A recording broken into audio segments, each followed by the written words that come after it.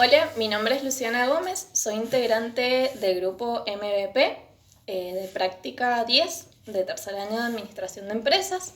En esta oportunidad estoy con el licenciado Mario Jesús Colombo, licenciado en Comunicación Social, que nos va a brindar una entrevista con su enfoque del desempleo. Hola Jesús, bueno, acá en esta entrevista, como te nombré hace rato, vamos a hablar un poco del enfoque del desempleo. No sé si me querés contar un poco de vos, de a qué te dedicas, cuántos años tenés. Bueno, actualmente tengo 26 años, soy todo el tiempo profe, me dedico a la docencia en diferentes ámbitos.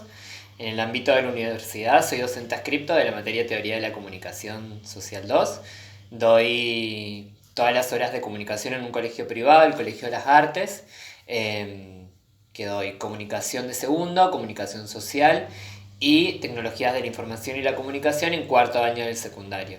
Y aparte soy profe de danza y trabajo en talleres de concientización y talleres de infancia y de comunicación comunitaria en distintos proyectos. El último es en Ugarteche, acerca de un proyecto de concientización sobre información de violencia sexual infantil. Bien, hablando de todo lo que te has abarcado en la carrera, ¿dónde crees que afecta el desempleo en mayor garantía? Bueno, creo que para empezar a hablar de desempleo es sumamente necesario empezar a nombrar que donde mayor afecta es claramente en los sectores populares, en donde hay un sistema y un Estado donde no garantiza la llegada hacia toda su población y un Estado ausente, sobre todo en los barrios o en las zonas que están más empobrecidas. Entonces considero que dentro de esas zonas que están más empobrecidas hay otras minorías donde el desempleo va a actuar de forma muchísimo más radical y más estructural, si se quiere decir, con una base de estructura en la sociedad que no está priorizando a un sector que sobre todo en culturas latinoamericanas son las infancias. Tenemos que pensar que las infancias en culturas y en toda Latinoamérica son prácticamente un 50% de la sociedad, a diferencia de la europea, que son sociedades que están envejecidas, digamos, en su estructura poblacional es todo lo contrario. Entonces, vuelca en pensar la estructura del desempleo, cómo afecta tal vez a aquellos y aquellas que son más pequeñas y más pequeños en este sistema y no están incluidos del todo en el sistema productivo. Bien, contame de los proyectos en los que trabajaste con las infancias. Eh, bueno, a ver, tengo mucho para decir. Vos me vas ayudando o me vas haciendo preguntas porque me puedo como disparar a un montón de lugares. Como te contaba, entender del desempleo y entender del desempleo en personas que son más adultas, cómo afecta tal vez a la estructura familiar o la organización del núcleo familiar hacia las infancias, es poder pensar la infancia en este plural. No es un solo modelo de infancia, que tal vez es el que conocemos por la televisión, aquella que es blanca, que todo el tiempo juega, sino que tenemos, sobre todo en Mendoza, que es de donde te puedo contar, diferentes perspectivas. Yo estuve en un grupo de la parroquia 8 años de mi vida, que se llama Infancia y Adolescencia Misionera, y ahí puedo nombrar a un montón de infancias que están siendo religiosas, que buscan este apoyo y esta concientización de la fe desde esa búsqueda, y donde también participé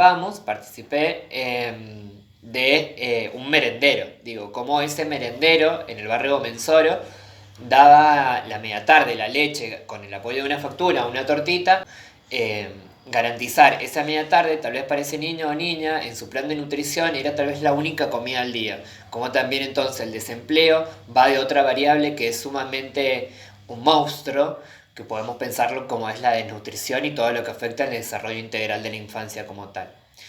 Por otro lado, en otro momento de mi vida tuve la oportunidad de trabajar durante todo un año y medio prácticamente, en el Retamo. El Retamo es una de las tantas, son 7 poblaciones, 7 ciudades que están en la valle, que son huarpes, que corresponden entonces a una infancia que son de pueblos originarios. Digo, son huarpes, está el Retamo, está el Caballito, está Capilla del Rosario, no sé si ubicás pasando a Gustavo Andrés. Sí. Todas, también San José, corresponden a formaciones de pueblos originarios. Y me parece importante decirlo porque también dentro de las infancias están estas infancias que también no están siendo pensadas por todo un sistema. Y las últimas infancias, que es lo que yo te pudimos charlar un poquito antes, que son las infancias de Ugarteche.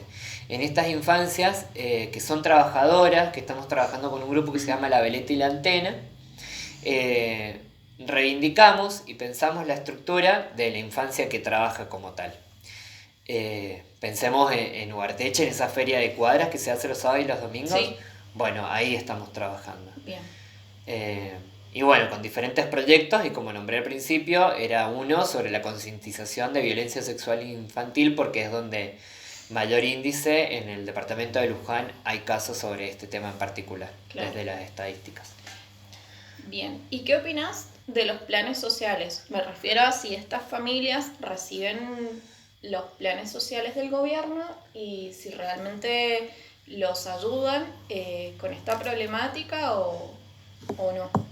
Bien, dos miradas. El plan social en muchos lugares, que es prácticamente real y concreto, viene a paliar una situación de múltiples problemáticas que, como te dije, son la desnutrición, el desempleo de esa familia, problemáticas otras transversales como problemáticas familiares, violencia intrafamiliar, problemáticas de droga, de adicciones.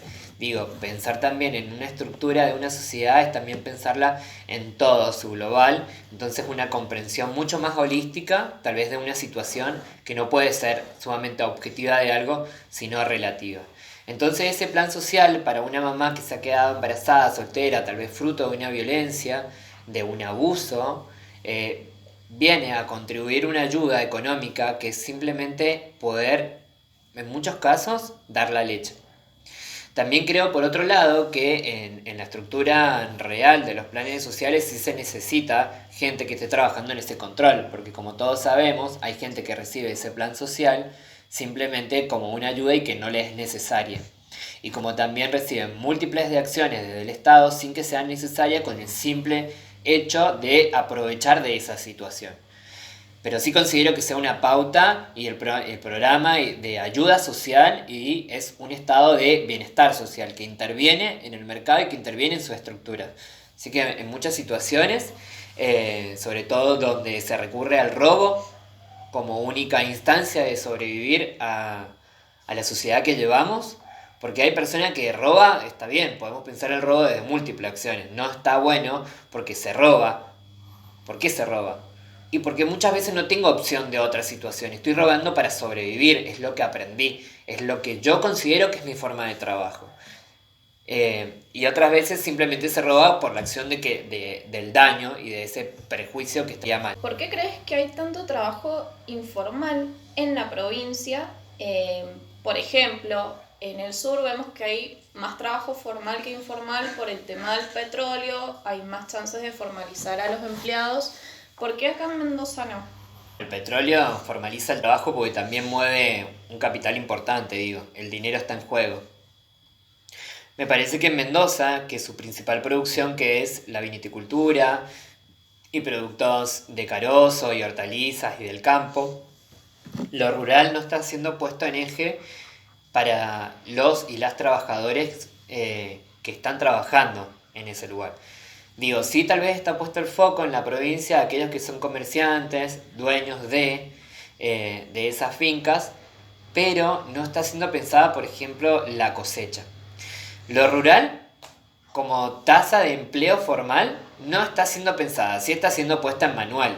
O sea, sí está desde el ANSES, el ANFIP y todas las situaciones del Estado, cómo se tiene que hacer, pero no está el control. Entonces me parece que Mendoza, siendo una provincia con una alta población boliviana, como lo es la segunda en Argentina, tiene muchísimos trabajadores golondrinas, es decir, vienen por un tiempo y se van. Y ese trabajo no está formalizado, responde a una estructura informal enorme. Y dentro de esta estructura informal lo podemos llevar hacia un montón de otros ámbitos, porque también yo he trabajado de manera informal en la provincia de Mendoza. Si no está siendo pensado en lo rural, también es poner en el conurbano de Mendoza, acá en Mendoza y Gran Mendoza, Godoy Cruz, Maipú, también. O sea, la situación de las adolescencias, de las juventudes que trabajan para llevar su proceso de estudio, tal vez, o su primera casa, siempre empieza desde un trabajo informal. Bien. Desde tu campo de trabajo, ¿cuáles crees que son las consecuencias del desempleo? Las consecuencias del desempleo para los profesionales de la comunicación, en términos concretos, es que no hay tantos puestos de trabajo en un desarrollo mendocino.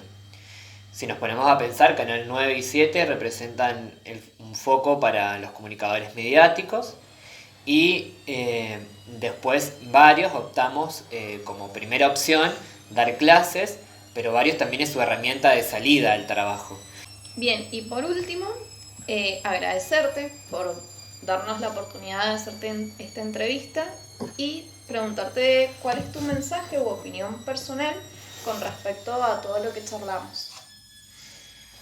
Bueno, qué lindo. Primero agradecer por considerarme para esta entrevista y este trabajo. Me parece que siempre que se pueda charlar por una sociedad más justa, con estructuras más bonitas y amorosas, es hermoso. Y creo que mi reflexión es que también, como nombré, el desempleo habla mucho también de la condición de quien lo vive. Quien vive un desempleo siendo una persona heterosexual probablemente acceda a un trabajo, pero tal vez quien no lo sea y encima es de clase social baja, como por ejemplo ser una mujer lesbiana de villa, garantiza y no garantiza un próximo empleo. Digo, vivimos en una sociedad donde el racismo está en juego por ser de otro lugar, donde la xenofobia está, donde el racismo está, donde si sos una persona gorda, también cuesta, respondemos a un estereotipo de belleza, donde todas esas variables están. Entonces me parece muy importante que en este mensaje y en este análisis tal vez que ustedes están haciendo del desempleo se tenga en cuenta todas estas minorías. Por un lado nombramos la infancia, que es tal vez la que yo trabajaba más, pero el desafío también sería pensarlo en comunidades LGTBIQ+, que es pensar a todas aquellas personas heterodesignadas y que no corresponden a algo heteronormativo, pensarlas también en qué formas de trabajo se puede hacer y qué no. Y digo, en la provincia todavía se está pensando el cupo laboral trans. En Buenos Aires se aprobó y acá no. Digo, es algo a pensar y es algo también como sociedad a la cual tenemos que caminar, una sociedad más plural, donde se entienda la diversidad y que una condición, ya sea de plata, edad o de elección sexual o de expresión de género, no va a decir cómo puede ser mi trabajo, sino garantizar el trabajo sin discriminación.